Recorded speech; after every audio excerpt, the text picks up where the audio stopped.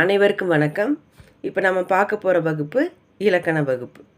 அந்த இலக்கண வகுப்பில் நம்ம பார்க்க போகிற தலைப்பு தொகைநிலை தொடர். இந்த தொகை அப்படிங்கிறது தொக்கி அப்படின்னு நம்ம சொல்லலாம்.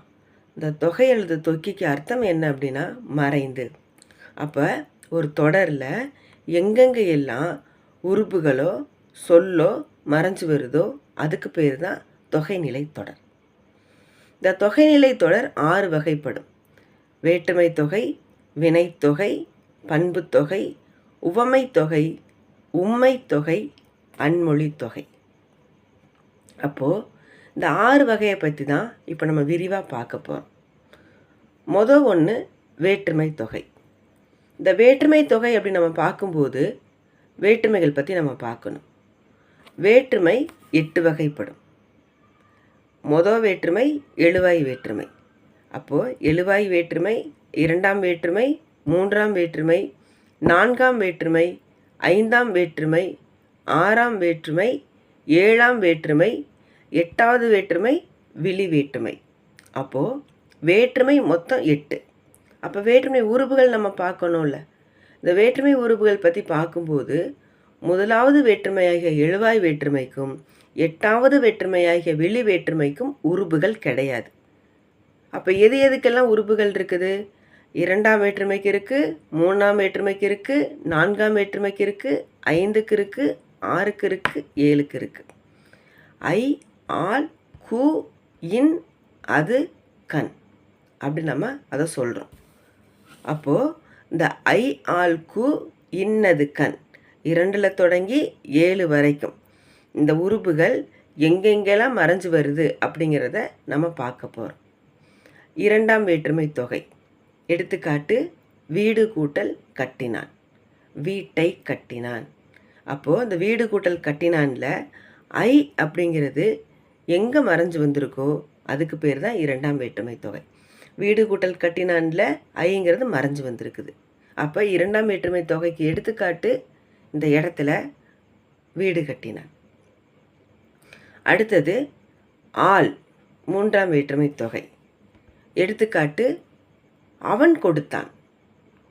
அவன் கொடுத்தான்ல ஆள் மறைஞ்சு வந்திருக்கு. எப்படி மறைஞ்சு வந்திருக்கு நம்ம பார்க்கலாமா?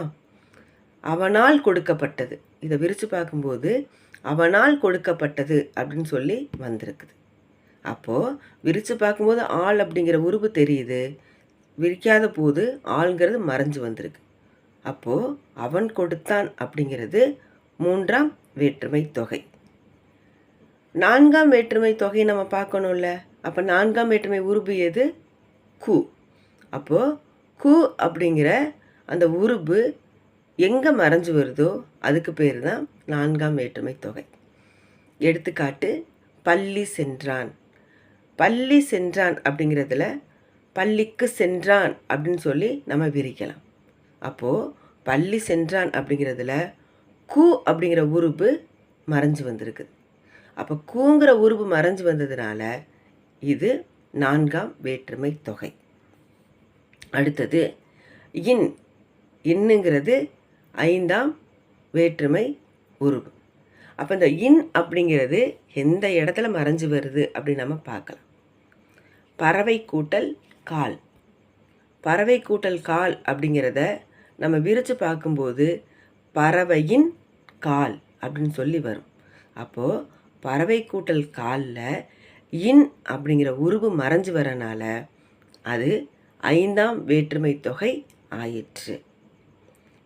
அடுத்தது அது. அதுங்கிறது 6ஆம் வேற்றுமை உருவு. 6ஆம் வேற்றுமை உருவாகிய அது அப்படிங்கிறது எந்த இடத்துல மறைஞ்சு வருதோ அதுக்கு பேர் தான் 6ஆம் வேற்றுமை தொகை. எடுத்துக்காட்டு அவன் புத்தகம். அவன் புத்தகத்தில் விரித்து பார்த்தோம்னா அவனது புத்தகம்.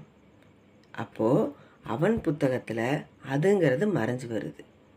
அப்போ அதுங்கிறது மறைஞ்சு வரனால இது 6ஆம் வேற்றுமை தொகை ஆயிற்று. அடுத்தது 7ஆம் வேற்றுமை தொகை. எடுத்துக்காட்டு மலை கோயில். அப்போது அந்த அந்த 7ஆம் வேற்றுமை உருபு எது? கண். கண்ணுக்கான அர்த்தம் என்ன அப்படின்னா இடம் அப்படின்னு சொல்லி அர்த்தம். கண் அப்படின்னா இடம். அப்போ இந்த மலைக்கோயில் எப்படி வந்திருக்குது அப்படின்னா, மலைக்கண் கோயில். மலைக்கோயிலில் கண்ணுங்கிற உறுப்பு மறைஞ்சு வந்திருக்கு. அதை விரித்து பார்த்தோம் அப்படின்னா, மலைக்கண் கோயில், மலையின் மேல் இருக்கும் கோயில் அப்படின்னு சொல்லி அர்த்தம். அப்போது இந்த இடத்துல கண்ணுங்கிறது மறைஞ்சு வரனால இது 7ஆம் வேற்றுமை தொகை ஆயிற்று. அப்போது இது வேற்றுமை தொகையில் உறுப்புகள் மறைஞ்சு வருது. அதனால் வேற்றுமை தொகை.